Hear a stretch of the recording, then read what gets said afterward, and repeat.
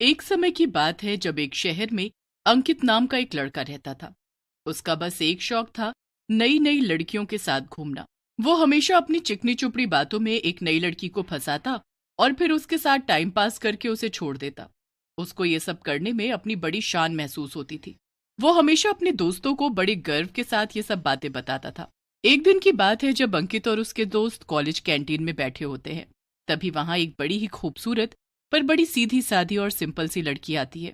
वाह यार, देख तो कितनी सुंदर लड़की है।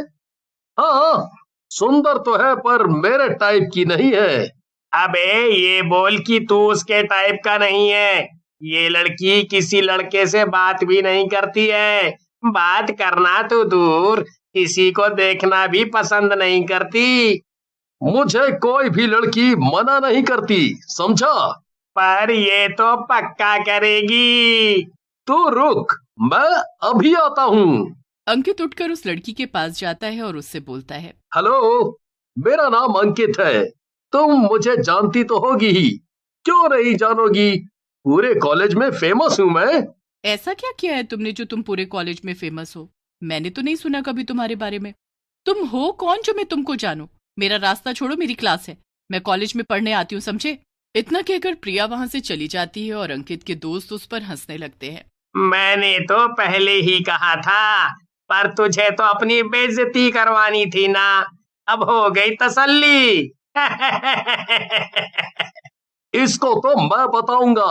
1 महीने के अंदर अंदर ये लड़की अगर मेरे साथ यहाँ इसी टेबल पर नहीं बैठी मिली तो मेरा नाम भी अंकित नहीं।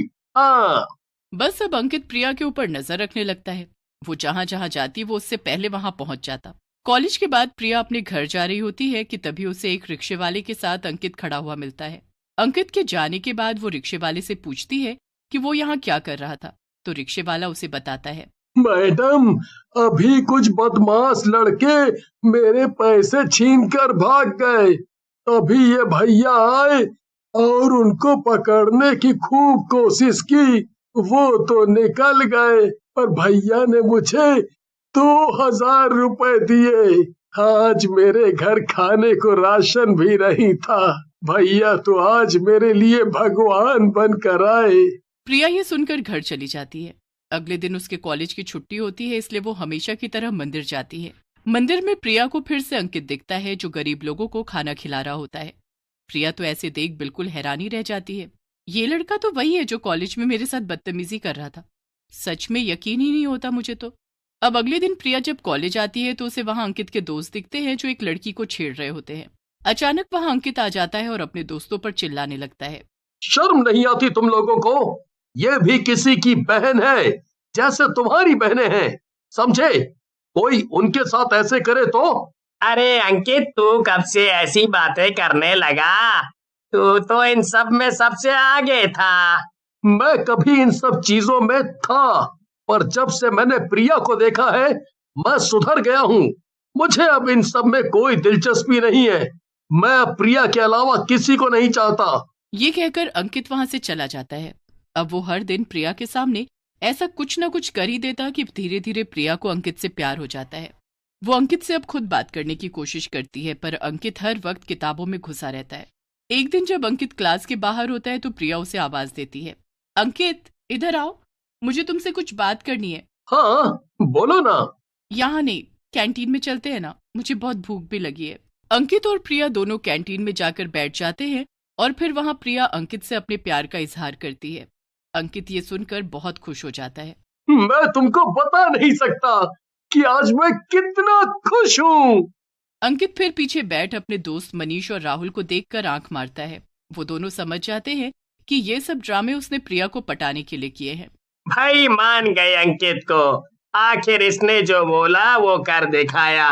देख तो, इसी टेबल पर प्रिया के साथ बैठकर खा रहा है, वो भी 1 महीने से पहले।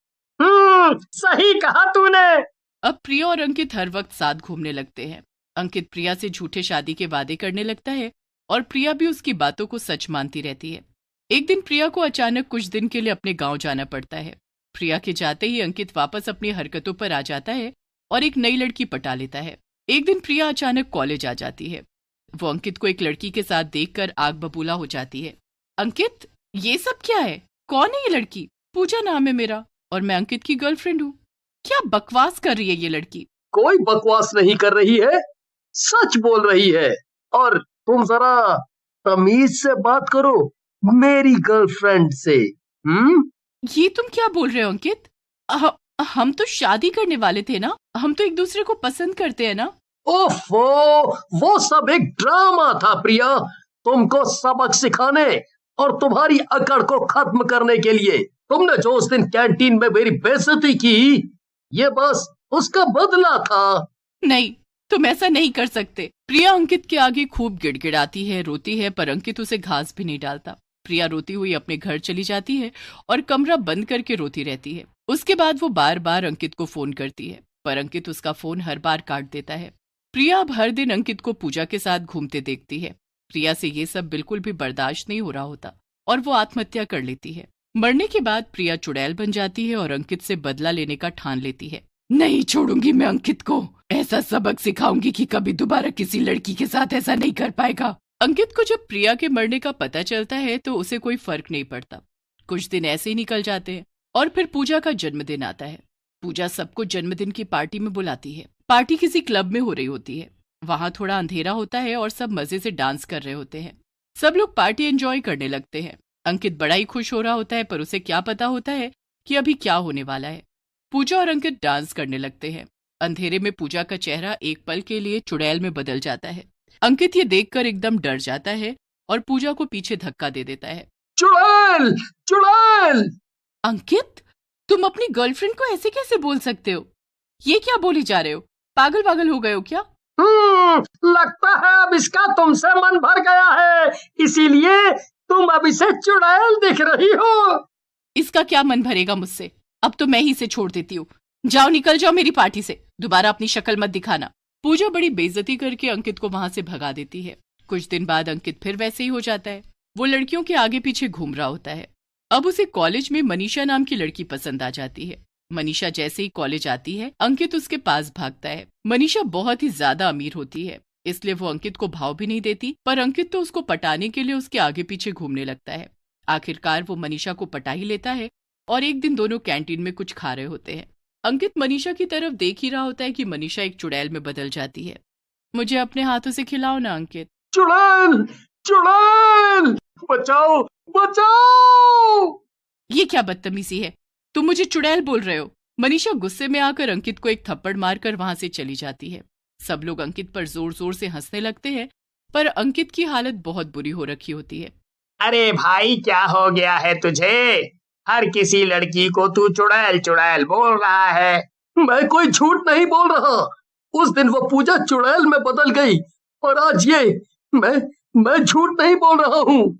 अब कॉलेज के बाद अंकित को एक लड़की अपनी गाड़ी के बाहर खड़ी दिखती है। अंकित जल्दी से उसके पास जाता है।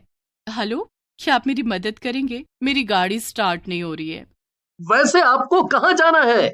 मेरे पास गाड़ी है, मैं आपको पहुंचा दूंगा, अगर आपको बुरा ना लगे तो। हाँ, बिल्कुल, आप ले आओ अपनी गाड़ी। अंकित मनीषा को अपनी गाड़ी में बिठा लेता है। रास्ते में जब अंकित मनीषा की तरफ देखता है तो मनीषा एक चुड़ैल में बदल चुकी होती है। अंकित को कोई होश नहीं रहता और वो गाड़ी सीधा एक पेड़ से टकरा देता है। उसके सर में बहुत चोट आती है। मैं तुझे कैसे छोड़ सकती हूँ? जहाँ जहाँ तू जाएगा मुझे ही पाएगा। आखिर मैं तेरी गर्लफ्रेंड जो हूँ। मुझे छोड़ दो, मुझे छोड़ दो। इतना कहकर अंकित बेहोश हो जाता है और सीधा हॉस्पिटल में जाकर उसे होश आता है। हॉस्पिटल में नर्स उसे इंजेक्शन देने आती है तो उसे नर्स में भी चुड़ैल दिखने लगती है। चुड़ैल नहीं, मैं तो तुम्हारी गर्लफ्रेंड हूँ अंकित। अंकित जोर जोर से चिल्लाने लगता है। नर्स जबरदस्ती अंकित को इंजेक्शन लगा देती है। अब अंकित को बार बार वही चुड़ैल दिखने लगती है। क्यों कर रही हो तुम मेरे साथ ऐसा? बताओ मुझे, क्या बिगाड़ा है मैंने तुम्हारा? अच्छा, तो तुमको ये जानना है? मैं प्रिया हूँ। प्रिया, याद करो तुमने मेरे साथ क्या किया था।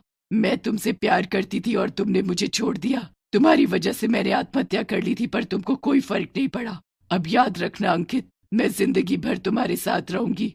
अंकित को हर लड़की में चुड़ैल दिखने लगती है।